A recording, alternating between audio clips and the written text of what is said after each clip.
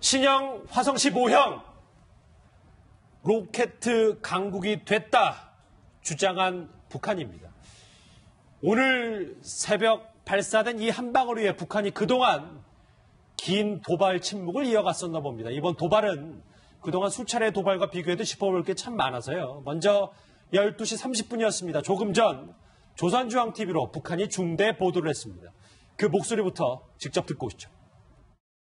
조선노동당의 정치적 결단과 전략적 결심에 따라 새로 개발한 대륙간 탄도로켓 화성 15형 시험 발사가 성공적으로 진행되었다.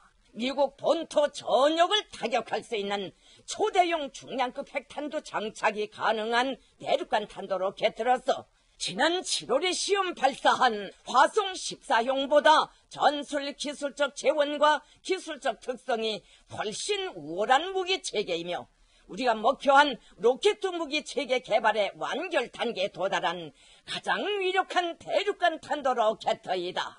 김정은 동지는 성공적 발사를 지켜보시면서 오늘 비로소 국가 핵무력 완성의 역사적 대업, 로켓 강국 위협이 실현되었다고 긍지 높이 선포하시었다. 역시 이춘희 아나운서의 우렁찬 목소리로 북한이 75일간의 침묵을 깬 신형 ICBM에 대해 성공 발사, 시험 발사 성공을 저렇게 대대적으로 보도를 했습니다. 이현정 의원님, 하나씩 짚어볼 텐데 화성 15형은 처음 들어보는 것 같습니다. 네, 그렇습니다. 그동안 화성 12호, 화성 14호 이렇게 이제 명칭을 붙였고 지금까지 발사된 것은 우리가 이제 IRBM, 즉 중거리 탄도탄 미사일 정도로 이제 평가를 하고 있는데 이번에야말로 사실은 이제 ICBM, 완벽한 ICBM 형태인 탄도 미사일을 발사한 것 같습니다. 아마 북한도 그런 의미에서 이제 화성 14호보다는 기술적으로 상당히 개량이 된 화성 15호를 발사했다라고 발표한 것은 그만큼 이제 이 화성 15호 같은 경우는 사실은 미국 전역권, 즉 전 세계를 향해서 어떤 면에서 보면 미사일 위협을 할 수 있는 그런 미사일을 개발했다. 이렇게 이제 평가할 수 있는 것 같습니다. 그렇다고 본다면 아마 기존에 우리가 봤던 그냥 IRBM 정도가 아니라 이제는 정말 ICBM에 가진 확고한 기술적인 우위에 들어섰다. 아마 그런 것을 좀 선포하고 있는 것 같습니다. 그래서 방금 전에 12시 30분에 조선중앙TV로 공개된 화면이 하나 또 있습니다. 같이 여러분들 보실까요? 오늘 김정은이 친필 사인하는 모습이 잡혔습니다. 친필 사인한 문서에는 어떤 글이 있는지도 이제 조선중앙TV를 통해서 저렇게 공개됐는데 저 소위 주체필체라고 하는 여러분들 잘 보이실지 모르겠지만 시험 발사 용이 난다. 11월 29일 새벽에 단행. 당과 조국을 위해 용감히 쏘라. 이렇게 김정은이 직접 저렇게 친필 서명을 했습니다. 네, 김 대표님 제가 보도를 지켜봤더니 김정은의 친필 명령으로 발사됐다라는 점을 강조하면서 이렇게 사진까지 공개를 했단 말이에요. 네네. 어떤 의도가 있다고 저희가 볼 수 있을까요? 이번 그 성공적 그 미사일 발사의 모든 준비와 또 그 완성적 발사 과정을 김정은이 직접 지도하고 이 결과를 이끌어냈다. 그 공은 다 전적으로 김정은 공이다. 그걸 이제 아주 가시하기 위한 그런 아마 의도가 있는 것 같습니다. 홍 박사님. 안경을 쓸 때 이제 좀 중요한 일이 있을 때 김정은이 안경을 착용하고 저렇게 주체필체를 활용해서 쓰는데 저 정도면 본인의 이번 시험 발사가 만족스럽다 뭐 이렇게 봐도 무방한 겁니다. 그렇죠. 사실은 좀 비겁한 게 성공하고 나서 김정은이 승인한 것이다 이렇게 하니까 미리 승인하고 쏴야 좀 그게 실패할 경우에는 좀 창피하고 그러는데 북한의 특성이 이제 성공시켜 놓은 다음에 이제 뭐 자랑을 하고 그 다음에 이제 그 뒤에는 수정이 있었다 뭐 이런 식으로 나오는데요. 김정은이가 나이가 젊다 보니까 좀 그 지적으로 보이고 지도자 모습을 좀 보여주려고 지적인 모습을 좀 과시하려고 저런 행태를 하는 것 같은데요. 오늘 가장 좀 제가 볼 때 특이한 게 로켓 강국이 실현됐다. 핵무력 완성의 국가적 대업을 달성했다. 그럼 완성됐다는 건지. 근데 오늘 거를 완성이라고 보기에는 고각 발사란 말이에요. 이게 실제로 미국 본토에 날아가서 폭파시킬 수 있을 정도가 되려면 실거리를 날려보내야 되는데 실제로 날아가는 건 1000km도 못 날아갔거든요. 그걸 가지고 완성했다라고 하기에는 아직까지는 전문가 과학기술자 말씀에 따르면 이렇게 재진입 기술을 완전히 테스트하려면 고각 발사 가지로는 부족하다. 그래서 실지 발사를 통해서 그것이 진짜 타지 않고 잘 들어오는지 상마 기술이라든지 재진입 그 탄두의 정밀 유도 체계 요거를 확인해야 되는데 거기에는 아직 못 미친 것 같은데 지금 금년이 다 끝나가니까 일단 저래본 거 아닌가 이렇게 생각이 되고요. 제가 이제 우려되는 거는 안보리 이제 또 소집되잖아요. 그래서 이게 또 대륙간 탄도타니까 또다시 이제 안보리 제재 또 나오면 그걸 빌미로 진짜 이제는 실사거리로 한번 쏘지 않을까. 그러면서 이제 그것까지 성공하면 내년 1월 1일 날 신년사를 통해서 핵 강국끼리 뭐 군축에다 맞아 남북대화도 하자 이렇게 나오지 않을까. 그렇게 저는 추정을 하는데 그런 상황까지 가지 않게 되길 바라는데 그렇다고 안보리 제재 안 할 수도 없고 딜레마 상황입니다. 김정은의 주체 필체 삐딱하게 쓴 친필 사인으로 시작을 해봤습니다. 저희 좀 더 안으로 들어가 볼게요. 오른쪽에 준비한 게 있습니다. 같이 보시죠. 결정적 한 방을 준비한 것 같습니다. 저희가 이 포인트 3개를 짚어볼 텐데 먼저 시간과 장소를 봐야 될 것 같습니다. 새벽 3시입니다. 예, 이현종님 사실 네. 그동안은 보통 오전 6시에서 7시에 도발을 하는 경우들이 대부분이었는데 이번엔 참 이른 시간이었던 것 같아요. 지난 그분 같은 경우는 사실 이제 이게 아마 시간적으로 보면 우리는 이제 새벽이지만 미국 시간으로 봤을 때는 이제 점심시간 조금 지난 시간이거든요. 그러니까 예전 같으면은 이게 미국 시간의 저녁 시간대에 주로 이제 발사를 했습니다. 그러다 보니까 미국의 반응이라든지 뭐 이런 게 조금 뭐 늦게 나오기도 하고 했는데 사실 이게 이제 어떤 면에서 미국의 이 업무 시간이거든요. 그러니까 그래서 바로 미국도 곧바로 모든 반응을 내고 트럼프 대통령도 실제로 뭐 아베 총리와 통화도 하고 또 문재인 대통령 통화도 하고 어떤 면에서 보면 미국 정부가 가장 어떤 면에서 활발하게 움직이는 시간에 발사를 했단 말이죠. 예, 워싱턴 시간으로 그렇죠. 1시 17분이라고 네, 하더라고요. 워싱턴 시간으로 이제 점심 먹고 온 바로 그 상황에서 발사한 거 아니겠습니까? 아마 그런 것들은 여러 가지 아마 정치적 목적이 있는 것 같아요. 결국은 아마 이번에 이제 화성 15를 발사한 것은 그동안 지난번 발사한 것보다 상당히 이제 시간적으로 뒤에 발사한 거 아니겠습니까? 그만큼 이제 미국에 대해서 보내는 신호가 명백하다. 딱 이제 우리가 이 시간대 보내는 것은 미국에 보내는 메시지가 굉장히 강력한 메시지를 보내고 있는 것이죠. 우리가 이 정도만큼 ICBM을 개발했고 또 ICBM을 성공했기 때문에 자, 이제 미국 당신들이 이제 협상에 나올 때 아니냐. 이런 식으로 해서 아마 제가 볼 때도 시간 선택에 있어서도 실제로 북미 협상을 좀 겨냥한 그런 도발적인 시간을 선택한 것이 아닌가. 그렇게 좀 해석을 해볼 수 있을 것 같습니다. 그게 새벽 3시였군요. 저 준비한 거 다시 봐야 될 이유가 지도를 보면 평성, 뭐 여러분들이 익숙치 않은 북한의 지명일 텐데 평안남도 평성, 평양 바로 위라는데 저 김은광 대표님. 네. 이 평상에 군사기지, 미사일 발사기지가 따로 있습니까? 제 알기로는 특별히 알려진 것이 없습니다. 이 평성은요, 평안남도의 소재지이고 또 평양과 lin접되어 있는 가장 큰 위성 도시거든요. 평양이 완전 출입이 완전 봉쇄되어 있는 조건에서 평양에서 생산되는 모든 물품들 그리고 밖에서부터 들어가는 것들 다 이 경유주인 그 평성을 통해서 다 물물 교환이 이루어지거든요. 평양, 그 수도의 위성도시쯤 정도 됩니다. 완전히 최대 위성도시죠. 예. 특히 평성에는 조선 국가과학원이 거기에 소지하고 있어가지고 과학기술의 뭐 전초기지라고도 볼 수 있고요. 또 그리고 평성에는 우리가 잘 알고 있는 것은 평양 상표공장이라고 제목을 단 북한 돈을 찍는 최대 공장이 있습니다. 예. 봉황맥주로도 유명하고요.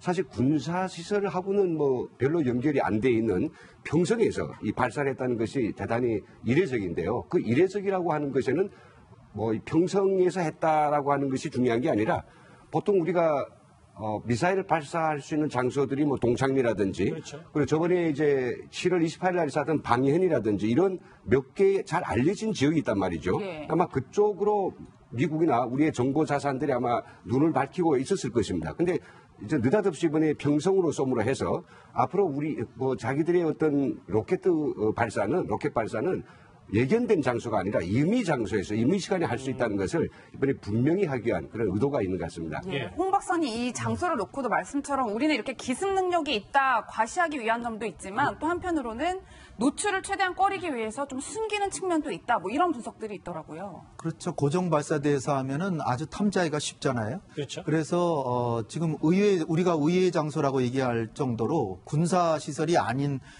또 특히 평양이라고 하는 대도시 인근의 지역에서 우리가 예상을 못하는 곳에서 쏘고 뭐 자강도에서도 쏘고 뭐 어느 곳에서도 쏩니다. 그리고 시간도 7월 28일, 29일인가요? 28일 날. 그날은 밤 11시에 쐈고 지금은 새벽 3시. 누가 새벽 3시에 미사일 전쟁도 아닌데 쏜다고 생각하겠습니까? 근데 우리는 쏠 수 있다. 그리고 이러한 그 한밤중에 어둠에서도 우리는 쏠 수 있다. 이렇게 보여주는 것이고요. 그다음에 진짜로 북한이 실력을 완전히 갖추려면 비가 올 때도 쏠 수 있고 눈이 올 때도 쏠 수 있고 다 보여주려고 하려고 할 겁니다. 근데 날씨 여부와 상관없이 날씨와 뭐 이런 거 상관없이 우리의 의지대로 마음대로 쏠 수 있다. 어느 곳에서 쏠 수 있다. 어느 시간에서도 쏠 수 있다. 그러니까 우리를 뭐 선제 공격 뭐 한다고 하는 것은 꿈이다. 꿈 깨라. 그러니까 미국과 우리는 서로 간에 억지가 된 상태이지 우리를 미국이 선제 공격하면 미국도 크게 다칠 것이다. 이것을 어떤 위협을 극대화하기 위해서 이런 다양한 방법으로 자기의 능력을 과시하는 것이 아닌가 이렇게 봅니다. 지금 화면 보시면 저거는 이제 화성 14형이고요. 방금 오전에 이춘희 아나운서의 중대 보도 이후에 저희가 영상이 좀 공개될 줄 알았는데 아직까지 북한은 신형이라고 주장하는 화성 15형 미사일 발사 장면을 공개하진 않고 있습니다. 저희가 바로 영상이 공개되면 조선중앙TV를 한번 같이 보시죠. 오른쪽에 준비한 거 두 번째 포인트를 좀 짚어봐야 될 것 같습니다. 새벽 3시 평성에서는 좀 전문가들과 얘기가 이해가 됐어요. 이 워싱턴도 사정권이다. 이현정 의원. 네. 워싱턴이 사정권, 뭐 10,000km면 사실 북한 여기서 전 세계 다 쏠 수 있는 거 아닙니까? 그렇죠. 지금 이제 이번에 쏜 것 같은 경우는 이제 고각 발사를 해서 한 4,400km 정도 했거든요. 그러면 전문가들은 여기 한 곱하기 2에서 3 정도를 하면 실제 거리가 좀 나온다고 이제 분석을 하고 있습니다. 자, 그런 상황에 보자면 한 14,000km 정도 이제 날아간다고 보면 실제로 미국 워싱턴, 즉 미국 동부까지도 다 사정권에 든다고 봐야겠죠. 그렇게 실제로 이제 물론 이제 뭐 재진입 기술을 확보했냐 뭐 여러 가지 등등에 있지만 일단은 로켓이 어느 정도 갈 것인가라는 것에 대해서는 일단 북한의 입장에서 보면 지금 화성 15호는 사실상 미국 전역을 커버할 수 있다는 능력을 보여준 것 같고 또 일부에서는 지금 이게 사실은 그동안 뭐 재진입 기술 확보했냐 아니냐 이거 중요하다 하지만 또 한편에서는 재진입 기술은 별로 중요치 않다. 왜냐하면 실제 이 앞에 탄두를 뭘로 하느냐에 따라서 예를 들어서 지금 우리가 핵탄두를 어느 정도 무게로 하느냐에 따라서 좀 거리가 달라질 수도 있고 또 요즘에 이제 이야기한 게 EMP탄이라고 해서 전자기 펄스탄이라고 있지 않습니까? 예. 그걸 폭파할 경우에 이제 전자기 전체가 이제 마비되는 게 있는데 문제는 그 같은 경우는 사실은 그렇게 멀리까지 가서 직접 쏠 필요는 없다는 거죠. 왜냐하면 중간 단계에서 쏴버리면 그쪽 지역이 다 이제 EMP탄의 영향권에 있기 때문에 실제로 이런 그 재진입 기술 자체가 그렇게 중요하지 않다는 견해도 있습니다. 그런 걸로 비춰봐서 오늘 이제 화성 15호가 했다는 것은 로켓 기술로서는 사실 북한이 이제는 상당히 이제 ICBM의 완벽한 기술로 단 게 아닌가. 아마 그렇게 해서 지금 미국도 좀 더 지금과는 좀 더 다른 입장에서 아마 대응을 하고 있는 것 같습니다. 예, 홍 박사님 실제로 미국이 이제 사정권 안에 들어온 셈인데 이뿐만 아니라 비행 시간도 저희가 눈여겨볼 만한 게 53분간 비행을 했다고 하더라고요. 네, 거의 뭐 1시간 정도를 간 건데 일전에는 그 48분 그 정도였을 겁니다. 그러니까 지금 더 길어졌고 이 높이 쏘니까 아무래도 그 마찰도 더 심하고 그 더 시간이 더 길어졌다 이렇게 볼 수 있는데 그 높이라고 하는 게 4,500km라고 하는 게 일반 그 국제 우주 정거장 고도가 400km라 그러는데 거기에 11배. 우주 정거장이 11배. 그리고 대기권을 보통 1,000km를 대기권이라 그러는데 거기에 4.5배. 이렇게 되니까 그거를 우리가 일상적으로 이렇게 멀리 던지기 할 때도 약 30도에서 45도 이렇게 각도로 한다면은 그 각도로 만약 한다 그러면은 워싱턴 DC가 북한에서 11,000km라고 합니다. 그렇죠. 11,000km인데 지금 보통 3을 곱하면 최고 고도에 3을 곱하면 이게 이제 사거리가 나온다는데 그러면 13,000km 가까이 나오기 때문에 그러면은 결국 워싱턴까지도 쏠 수 있는 것이다 이렇게 생각이 되는데요. 그런데 이제 단지 과학자들 얘기를 들어보면 요번에는 탄두를 넣지 않았다. 근데 탄두가 지금 북한이 아주 탄두를 개발하면 200km까지 이제 줄일 수 있는데 200km라 그러면 10,000km가 간 넘는다고 하고요. 그런데 지금 통상 북한의 능력으로 보면 500km에서 600km 또는 1톤이라고 그러면 10,000km가 안 된다. 9,000km. 그러나 9,000km라 그래도 캘리포니아는 쏠 수 있습니다. 그러니까 로스앤젤레스나 이제 거기까지는 쏠 수 있고 또 하나는 아직까지 이 대기권 재진입 기술은 이게 사실 오늘 제가 그래서 좀 이상하게 생각되는 게 완성 뭐 이렇게 얘기가 나와서 그렇다면 김정은이가 연초에 완성의 마지막 단계에 지금 진입하고 있다 이랬는데 내년 1월 1일 날에는 완성했다 이렇게 발표할 줄 알았는데 지금 완성이란 표현이 막 나오는 걸로 봐서 그걸 좀 고무적으로 보면 이제 그러면 안 쏠 건가? 완성했으면 안 쏠 건가? 그런데 요번에 쏜 게 고각 발사니까 실거리 사격이 아니란 말이죠. 그러니까 유엔 안보리에서 제재하면 또 다시 이제 실거리로 쏠 가능성은 아직 남아 있다. 그러니까요. 여차하면 우리 정상 각도로 미국을 겨냥하겠다 이런 뭐 의미로도 해석되는데 이번 도발에 트럼프 대통령도 놀라긴 마찬가지입니다. 긴급 성명 내놨습니다. 같이 들어보시죠. As you probably have heard, and some of you have reported, a missile was launched a little while ago from North Korea. I will only tell you that we will take care of it. We have General Mattis in the room with us, and we've had a long discussion on it. It is a situation that we will handle. 자, 마지막에 우리가 처리할 상황이다라는 말이 좀 의미심장한데 그 부분은 조금 뒤에 짚어보기로 하고 저희가 준비한 부분이 하나 더 있습니다. 지금 김정은의 머릿속을 좀 집중하고 있어서 한밤중 기습발사 그리고 워싱턴 백악관 트럼프가 있는 곳도 사정권입니다. 이런 얘기가 있더라고요. 김영은 대표님. 네. 100발을 채우고 북한이 실제 도발하는 건 아니냐 이런 얘기가 있어서 왜냐하면 김정은 지금 정권 들어서 무려 80발이 넘는 이 미사일 도발을 감행하고 있단 말이죠. 네. 어떻게 보십니까? 지금까지 뭐 86발의 미사일을 샀다 뭐 이렇게들 이제 알려졌죠. 올해만 들어도 11발인데 예. 저는 이번 뭐 화성 15형 미사일 발사로 해서 향후에 북한은 이걸로서 뭐 기본적으로 우리 탄도미사일은 더 뭐 기술 개발이 필요 없다. 지금 현재 전 세계적으로도 우리만큼 잘 쏘는 나라 있으면 나와봐라. 뭐 이런 정도로 자존심을 가지고 완결판이라고 이야기하기 때문에 향후에 미사일 발사 같은 것은 특별한 그런 강력한 어떤 보여주기가 필요 없는 한 미사일 발사는 아무래도 좀 줄어들 것으로 예상하고 있습니다. 뭐 물론 100발을 맞이 채우느냐 이 문제는 이제 뭐 다른 또 문제하고 좀 관련되겠죠. 근데 문제는 여기서 우리가 심각히 좀 봐야 될 거는 왜 북한이 올해 들어서면서도 이렇게 11발 그렇죠. 정말 다양한 걸 쐈겠느냐. 저는 이 문제를 좀 뒤로 돌려서 가지고 2013년에 김정은이 이제 그 인민군 그리고 당 군정 최고 간부들을 1월 2일 모여놓고 뭐라고 그랬냐면 향후 5년 동안에 최고 사령관이 5대 슈퍼 타격 수단을 만들어내라. 그래서 여기에 이제 벨간 탄도 미사일이 완성이 있었고요. 핵무기와 기타 뭐 핵변환도 있었고요. 그리고 SLBM도 쭉 있었습니다. 이거를 올해 말에 2017년 말에 전부를 갖다가 통합 위력 시를 하겠다라고 하는 그런 친필을 이미 주었습니다. 예. 그래서 올해 놓고 보면 기본적으로 다 끝났죠. 끝나서 이제는 정말 그 장거리 탄도 미사일을 제대로 된 걸 보여줌으로 해가지고 자기들이 모든 이제 뭐 미국이나 남한에 대해서 선제적 뭐 공격에 좀 초토화시킬 수 있는 준비가 돼 있다는 거 보여주는 것이고 이제 하나 남은 것은 완성된 SLBM 아마 올해 중으로 보여줄 것이라고. SLBM은 이동식 잠수함에서 잠수함, 예, 실형 잠수함을 끌어내고 거기에 SLBM까지 보여주면 다 보여줄 것이다 이렇게 생각합니다. 예, 박사님 말씀처럼 올 들어서만 벌써 16번째 도발을 한 건데 네. 그런데 이번 미사일 도발은 유독 좀 그 잠복기가 길었어요. 한 70일 정도 네. 침묵을 지켰는데 네. 기술 개발을 위해서 좀 시간에 공을 많이 들였다. 저희가 이렇게 볼 수 있는 걸까요?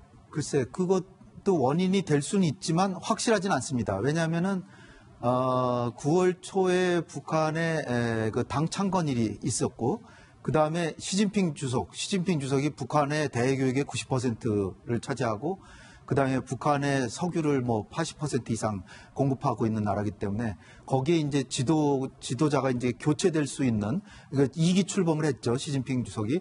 그때를 일단은 피하고 그 다음에 이제 미국하고 물밑 대화는 조금씩 됐는데 그러는 와중에 기술 개발이 안 돼서 안 한 것인지 아니면 미국에서도 항모 3개 전단을 한반도 인근에 보냈기 때문에 자칫 도발에다가는 정말 미국이 트럼프가 어떻게 할지 모르기 때문에 거기다 이제 트럼프가 동북아를 순방하면서 3개 함모 전단이 거의 이 대통령을 호위하기 위해서 왔다라고 볼 수 있을 정도로 미국하고 일본, 미국하고 한국 간의 연합훈련도 하고 그런 상황에서 또 도발을 자제했다 이렇게 볼 수 있고요.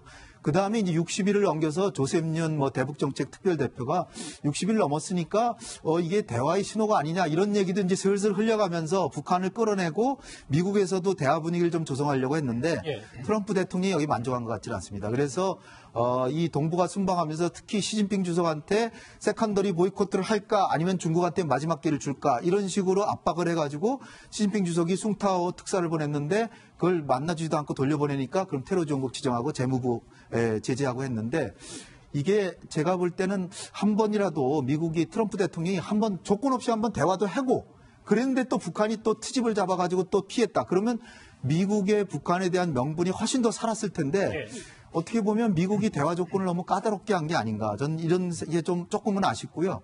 그렇다고 또 우리 정부도 미국한테 대화 제재도 하고 훈련도 열심히 하되 대화도 한번 해보시오. 이렇게 하진 않았기 때문에 우리 정부도 조금 아쉬움은 지금 가지고 있지 않을까. 그런데 이제 지금 이제 상황이 이렇게 됐으니까 이제 엎질러진 물이잖아요. 이제 또 어떻게 돌려야 될지 지금의 이제 전략이 향후에 이제 좀 궁금한 상황이죠. 일단 김정은 입장에서는 시점을 본 거군요. 좀 미국의 태도도 지켜보면서 본인들 기술도 좀 갈고 닦고요. 이현정 의원. 네. 오늘 이 가장 위력적인 탄도미사일을 쐈다고 하는 오늘이 11월 29일 이 칼기 폭파 30주기가 딱 되는 날 이거 날과 좀 관련이 있다고 봐야 됩니까? 그렇습니다. 이게 30년 전에 사실은 이제 이날 보면 이라크 바그다드에 출발해서 서울로 오던 칼 858기가 공중에서 폭파해서 탑승객 115명이 전원 사망한 아주 참사가 벌어진 날이죠. 사실 그날 이제 김현희가 이 폭파를 이제 해서 나중에 결국 이제 우리 국내로 이제 잡혀 들어왔는데 사실 이제 아마 이날을 이제 선택한 것은 뭐 우연일 수도 있고 또 의도된 것일 수도 있지만 그만큼 아마 이제 어떤 이 참사, 즉 우리가 어떤 위협 이런 것을 좀 극대화하기 위한 그 날 선택했다면 아마 그런 의도가 있지 않는가 싶습니다. 왜냐하면 우리가 30년 전에 이날의 기억 자체가 보면 굉장히 충격적이었지 않습니까? 그러니까 그렇기 때문에 실제로 오늘 화성 15호를 발사했다는 것은 그만큼 우리에 대한 위협 이런 것들을 좀 극대화하기 위해서 사실 오늘을 좀 선택한 것이 아닌가라고 좀 해석을 해볼 수가 있을 것 같습니다. 알겠습니다. 과거에 김현희 씨가 채널A에 출연해서 이런 말을 한 적이 있습니다. 같이 한번 듣고 오실까요? 김정은 체제는 참 불안하고 이민들은 더 굶주림에 허덕이고 그리고 그 장석대 고모부를 죽이고 또 예전에는 그렇게까지 몇십 명씩 총살하는 적이 없었습니다. 근데 그런 공포 정치하고 요즘에 건강설도 나오고 그런 거 보면 지금 북한 내부도 참 많이 복잡한 것 같습니다. 이민들이 많이 동요도 일어나고 지금 그 경제는 어렵고 그래서 저런 독재 국가가 참 오래는 가지 못할 것 같습니다. 30년 전 칼기 참사 관련해서 북한에서는 이 날짜와 그리고 저 실상과 당시 상황에 대해서 정확히 알지 못하잖아요. 북한 주민들은요. 예, 북한 주민들은 전혀 우리가 칼기 피폭을 통해서 엄청난 그 추락을 통해서 엄청난 우리 남한 국민들이 사망했다는 사실을 모르고 있습니다. 다만 저는 그때 대북 라디오를 들었죠. 그래서 하찌야 마유미. 대북 라디오요? 예, 제가 대북 라디오를 들었는데요. 예. 하찌야 마유미라고 하는 일본 여성의 가명을 가지고 북한 공작원이 비행기를 폭파시켰고, 근데 그 김현희 씨 본인은 평양 소년 궁전에 찾아갔을 때 김일성에게 꽃다발도 드렸고, 또 그는 김일성 종합대학을 졸업했다. 그래서 이런 것들을 알게 되니까, 야, 이게 사실일까라고 하는 호기심이 생겨가지고, 그 나이 또래의 김일성종합대학 저 선배들한테 여쭤봤더니 사람들이 기억하는 사람이 있더라고요. 이번에 온 대용호 공사도 같은 학급에 있었다고 하는 거 아니겠습니까? 그래서 이 김현희 씨가 어젠가요? 이제 그 이야기했지만은 갈기 폭파에 대해서 아직도 자신들이 잘못을 한 번도 사과한 적이 없는 북한. 그런데 바로 이제 그 테러 지원국에서 해체해주고 그러니까 북한이 계속적인 도발이 이루어진 것이 아니냐 이런 걸 생각하면 칼기 이 사건 때문에 희생당한 우리 그 국민들의 아픔이 다시 돋아나는 것 같아가지고 저도 역시 마음 쓰립니다. 공교롭게도 오늘 30년이 지난 오늘 홍 박사님 이렇게 북한이 또 위력적인 탄도미사일 시험 발사를 했습니다. 오른쪽에 준비한 걸 마지막 정리를 해볼게요. 홍 박사님. 잠깐 얘기가 나왔으니까 이렇게 세 가지 포인트를 잡을 수도 있어도 미국이 선제 타격이라는 거를 공식적으로 언급했다는 사실이 엎질러진 물이라고 표현하셨잖아요. 그럼 앞으로 어떻게 되는 겁니까? 이제 진짜 미국이 선제 타격할 수 있는 준비를 진짜 할 수도 있는 거예요. 제가 볼 땐 이번에 트럼프의 동북아 순방에서 우리가 관찰할 수 있는 거는 트럼프도 군사 공격은 한때는 뭐 할 것처럼 막 그랬지만 지금은 상당히 좀 후퇴한 듯한 느낌이고요. 사실 트럼프가 국제정치 전문가도 아닌데 또 한반도에 직접 와보고 DMZ 가다 말았지만 한반도에 와서 직접 보고 이렇게 실감나게 얘기를 들어보고 한 결과 또 합참의장이나 뭐 국방부 장관한테 계속 보고를 받아보니까 여기 뭐 주한미군이 28,000명에다가 미국인도 거의 20만 가까이 이렇게 되고 그다음에 한국 국민 5천만에다가 일본 국민 1억이 넘는데 이 다 사정권에 있단 말이죠. 그런 상황에서 선제 공격을 해서 북한의 그야말로 절대 무기라고 하는 핵무기를 완전히 한 번에 딱 섬멸할 수 있으면 한번 시도해 볼 수도 있지만 이를테면 1994년에 기습 공격했다 영변에 그때라면 정말 뭐 큰 보복 없이 진짜로 그때는 결단을 내리면 한번 해볼 수 있었지만 지금은 왜냐하면 어느 곳에인지 모르기 때문에 한 20개 정도 되는데 어느 곳에인지 모르기 때문에 너무나도 위험한 것을 트럼프도 알고 있다. 따라서 제가 볼 때는 선제 공격은 거의 사용할 수 없는 옵션이 아닌가 저는 그렇게 봅니다. 근데 이게 오늘 사실 NSC에서 문재인 대통령이 처음으로 이 선제 공격이라는 말을 언급을 한 게 저는 의미 있다고 봐요. 왜냐하면 오늘 문 대통령이 이제 이야기를 하면서 북한의 도발도 멈춰야 되지만 미국의 선제 공격도 자제할 수 있도록 뭐 해야 된다라는 이야기를 언급을 하셨거든요. 근데 왜 이런 이야기를 지금 상황에 했을까라는 걸 보면 아마 지난번 한미 정상회담에서 트럼프가 왔을 때 트럼프가 여러 가지 북한에 대한 공격에 대한 문제들을 이야기를 했을 것 같아요. 즉 북한의 어떤 레드라인에 대해서 북한이 만약 이 선을 넘는다라면 우리 입장에서는 뭔가 군사적인 옵션을 취할 수밖에 없다라는 선을 이야기를 했고 자 지금 이제 문제는 이번에 화성 15를 발사한 것 자체가 미국 입장에서 보면 이거는 레드라인을 넘었다라고 판단할 수도 있는 상황 같습니다. 자, 그렇다면 지금 문 대통령이 오늘 두 가지 이야기, 즉 북한에 대해서는 경고를 하고 미국에 대해서는 선제 공격에 대해서 이제 언급을 한 것 자체는 이 상황 자체가 예전과는 조금 다른 상황이고 또 미국이 실질적으로 그렇게 사용할 수 있는 옵션도 있다는 가능성 아마 그것 때문에 문재인 대통령 오늘 처음으로 이 선제 공격이라는 언급을 한 것이 아닌가라고 또 해석해 볼 수 있을 것 같습니다. 문 대통령의 선제 공격 발언 그리고 북한이 신형 화성 15형이라고 주장하는 오늘 미사일 도발 얘기까지 첫 번째 주제로 짚어봤습니다.